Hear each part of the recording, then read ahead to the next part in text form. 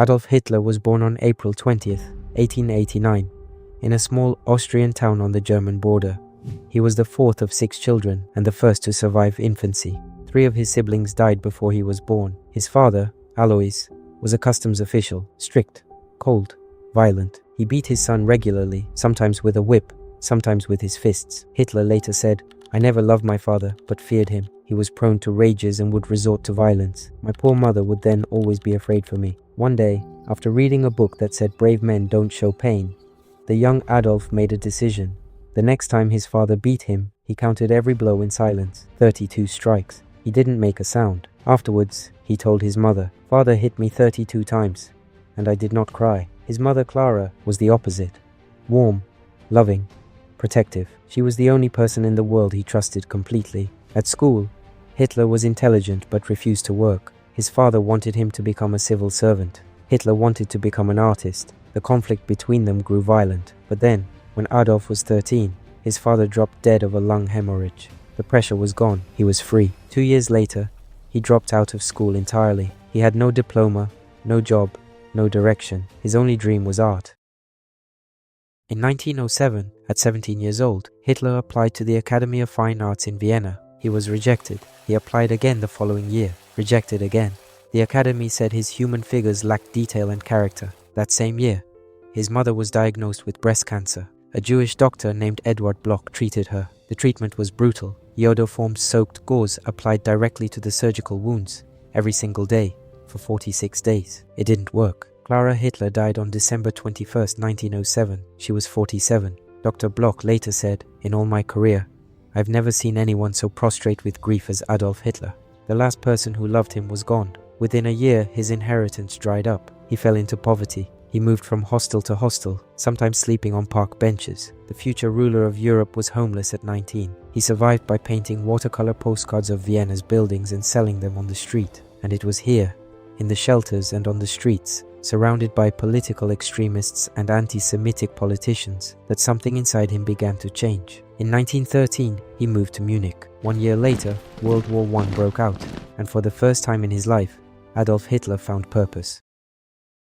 Hitler volunteered for the German army with enthusiasm. He was assigned to the 16th Bavarian Reserve Infantry Regiment as a dispatch runner, carrying messages between command posts and the front lines, often under heavy fire. It was one of the most dangerous jobs in the war. On one of his first runs, 3 of the 8 runners on his team were killed.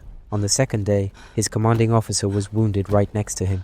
Under heavy fire, Hitler dragged the man to safety. He was awarded the Iron Cross, 2nd class. He later called it the happiest day of my life. For 4 years, Hitler fought in some of the war's worst battles: Ypres, the Somme, Arras, Passchendaele. He was wounded by shrapnel in 1916. He went back. In 1918, he single-handedly captured a group of French soldiers hiding in a shell hole by shouting that they were surrounded. They surrendered without a fight. For this, he received the Iron Cross, 1st class, an honor almost never given to a corporal. In October 1918, he was blinded by a British mustard gas attack and evacuated to a military hospital. He was still recovering when a priest walked into the ward and delivered the news. Germany had surrendered. The war was over. The Kaiser had abdicated. Hitler later wrote, "I staggered and stumbled back to my ward and buried my aching head between the blankets and pillow." The man who never cried as a boy broke down and wept. He couldn't accept it. Germany had lost. Not because they were defeated on the battlefield, but because they had been betrayed. Stabbed in the back by politicians, communists, and Jews. That was the story he told himself, and it became the foundation of everything that followed.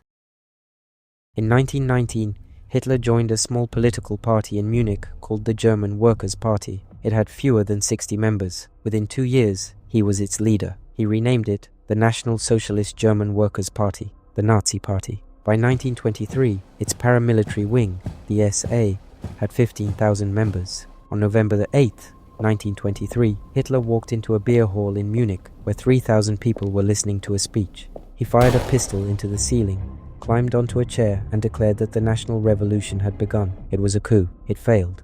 The next day, police opened fire on the marching Nazis. 16 of his men were killed. Hitler fled, was arrested 2 days later, and was sentenced to 5 years in prison for treason. He served 9 months, and in that time, he wrote the book that would change the world, Mein Kampf, My Struggle, a rambling, hate-filled manifesto that laid out everything he intended to do: the elimination of Jews, the conquest of Eastern Europe, the creation of a master race. Nobody took it seriously. When he came out, he changed strategy. No more coups. He would use democracy to destroy democracy. And then the Great Depression hit. 6 million Germans lost their jobs. Banks collapsed. People were desperate. The Nazi Party went from 2.6% of the vote to 37% in 4 years. On January 30th, 1933, President Paul von Hindenburg reluctantly appointed Adolf Hitler as Chancellor of Germany. The conservatives who arranged it believed they could control him. They were wrong. 28 days later, the German parliament building, the Reichstag, burned to the ground. Hitler blamed the communists. Whether the Nazis started the fire themselves has never been proven, but it didn't matter. Hitler called it a sign from God. Within 24 hours, he suspended every constitutional right. Freedom of speech, freedom of the press, freedom of assembly, the right to privacy, gone. Within weeks, the first concentration camp, Dachau, was built. Within months, every political party except the Nazis was banned. Within a year, Hitler combined the roles of president and chancellor into one. He was now the Führer, absolute power, unchallenged. On September 1st, 1939, he invaded Poland. World War II began. Using a strategy called Blitzkrieg, lightning war, his armies conquered most of Europe within 2 years. France fell in 6 weeks. His empire stretched from the Atlantic to the gates of Moscow. And behind the front lines he built something else. A system designed to exterminate an entire people.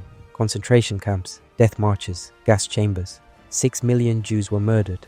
11 million people in total. Men, women, children. Systematically, industrially.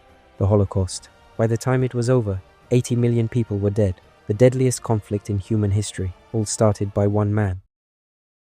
By January 1945 it was over and he knew it. The Soviets were advancing from the east, the Allies from the west. Berlin was being destroyed by bombing raids. Hitler retreated underground, into a bunker 55 feet beneath the city. 18 rooms, concrete walls, no sunlight, no exit. He was 56 years old. His hands trembled. His health was failing, but he refused to leave. He gave orders to armies that no longer existed. He moved divisions on maps that hadn't been updated in weeks. That same night, deep underground, while Soviet shells shook the walls above, Adolf Hitler married Eva Braun. On April 30th, 1945, at approximately 3:30 in the afternoon, Adolf Hitler and Eva Braun went into his private study. He shot himself in the right temple. She bit into a cyanide capsule. A few minutes later, their bodies were carried up the stairs, placed in a shallow bomb crater in the garden, doused in petrol, and set on fire. 6 million Jews, 11 million total Holocaust victims, 80 million dead in World War II. His 1,000-year Reich lasted 12 years. He started with nothing and ended with nothing.